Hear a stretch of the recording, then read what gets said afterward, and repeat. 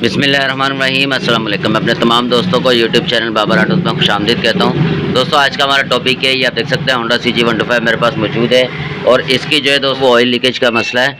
और oil leakage जो है दोस्तों बिल्कुल भी ख़त्म नहीं हो रहा है इसका। अब ये देख सकते हैं कि वरम के पास से यहाँ से ऑयल जो है वो काफ़ी ज़्यादा लीक हो रहा है और काफ़ी ज़्यादा इसकी जो है लीकेज हो रही है। ऑयल गेज से भी हो रही है, ऑयल गेज के अंदर भी ओरिंग जो है वो भी एक लगाएंगे। लेकिन जो ये वरम वाली सील है दोस्तों, इसको किस तरीके से चेंज करते हैं, बहुत ही आसान है।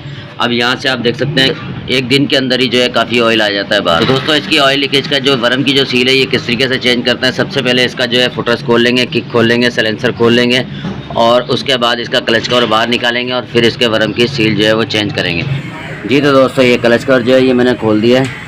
अब इसकी जो वरम की सील है दोस्तों, इसको निकालने का आसान तरीका ये है कि सबसे पहले हम इसका जो है स्प्रिंग इसको इस तरीके से घुमाएंगे वरम को, यहाँ से इस तरह पकड़ के पीछे की साइड करके इसको किसी भी टामी से इसकी पिन के ऊपर जो है वो चोट लगाएंगे। ये हल्की सी चोट लगाएंगे, ये स्प्रिंग जो है दोस्तों ये बाहर आ गया। ठीक है, अब स्प्रिंग को हम एक साइड में रख देंगे और ये वाली जो वरम की पिन है दोस्तों इसको अंदर कर देंगे ताकि ये वरम हमारा जो है ये बाहर आ जाए।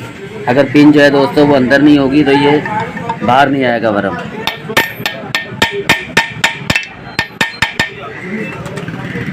इस तरीके से दोस्तों ये वरम हमारा बाहर आ गया। अब वापसी जो है इसकी पिन अंदर कर देंगे तो अपनी जगह पे स्प्रिंग आ जाएगा। अब ये वरम है दोस्तों, वरम इसका बिल्कुल ठीक है, कहीं से भी कटा हुआ नहीं है। ये लाजमी चेक कर ले, अगर यहाँ पे कट आया हुआ है इसका, अगर कटा हुआ है तो फिर कितनी भी सीलें अगर इसके अंदर हम डाल दें तो सीलें डालने से इसका फॉल्ट जो है दोस्तों वो दूर नहीं होगा। तो वरम इस टाइम पे दोस्तों इसका बिल्कुल ठीक है। अब ये जो सील है दोस्तों इसकी ये सील जो है ये निकालेंगे, चेंज करेंगे। एक मुँह का पेचकस लेंगे और इसको सील को जो है दोस्तों ये बाहर निकाल लेंगे। ये इसकी दोस्तों पुरानी सील है और ये बिल्कुल ख़राब हो चुकी है, कड़क हो चुकी है। अब इसकी जो नई सील है वो लगाएंगे। उससे पहले इसकी जगह जो अच्छे तरीके से साफ़ कर लेंगे, वॉश कर लेंगे।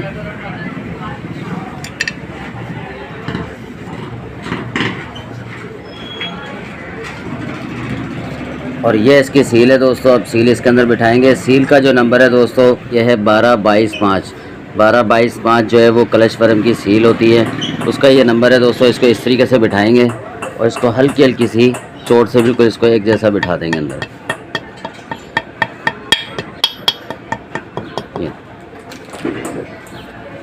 सील हमारी दोस्तों बैठ चुकी है। इसी तरीके से वरम को हम बिठाएंगे। ये वरम भी हमारा बिल्कुल सेट बैठ चुका है, इसके अंदर प्ले भी नहीं है और वरम कटा हुआ भी नहीं है। अब इंशाल्लाह जो लीकेज का मसला है ना, इंशाल्लाह वो ख़त्म हो चुका है। अब इसी तरीके से दोस्तों इसका ये स्प्रिंग लगाएंगे और जो पिन हमने अंदर की साइड पे जो अंदर पिन जो अंदर की तरफ की थी, अब उसको कैसे बाहर निकालेंगे। वरम को पीछे की साइड मूव करेंगे इस तरीके से और कोई भी पुरानी नोक वाली चीज़ लेके यहाँ से इसको चोट लगाएंगे ताकि पिन जो है वो बाहर की साइड आ जाए। दोस्तों कोई भी चीज़ ले लें नोक वाली। मेरे पास ये पुराना एक लाख प्लास है, इसकी नोक से जो है मैं चोट लगा के इसकी वरम की जो है पिन वो बाहर की साइड निकालूंगा।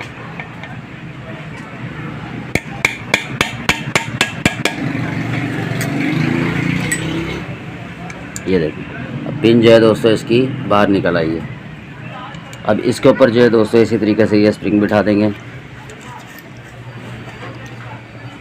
और इसको अंदर बिठा देंगे। ये वरम हमारा जो है दोस्तों ये बिल्कुल ओके हो गया, काम करने लग गया है।